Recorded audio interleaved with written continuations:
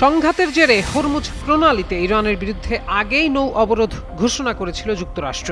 এবার অনেকটা সে পথেই হাঁটল ইরান সমর্থিত ইয়েমেনের বিদ্রোহী গোষ্ঠী। সৌদি আরবের বিরুদ্ধে নৌ অবরোধের ঘোষণা দিয়েছে তারা।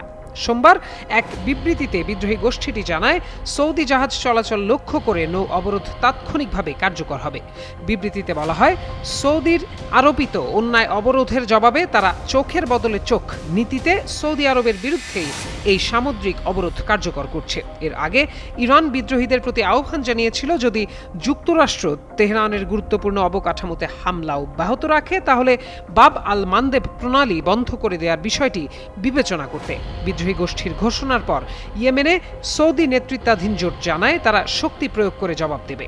একই সঙ্গে লোহিত সাগরের গুরুত্বপূর্ণ বাব আল মানদেব প্রণালী দিয়ে চলাচলকারী সৌদি জাহাজগুলোর নিরাপত্তা জোরদার করা হবে।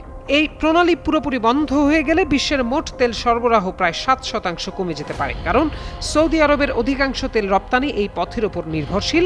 এর ফলে আন্তর্জাতিক বাজারে তেলের দাম এবং পণ্য পরিবহন ব্যয় আরও বেড়ে যাওয়ার শঙ্কা রয়েছে।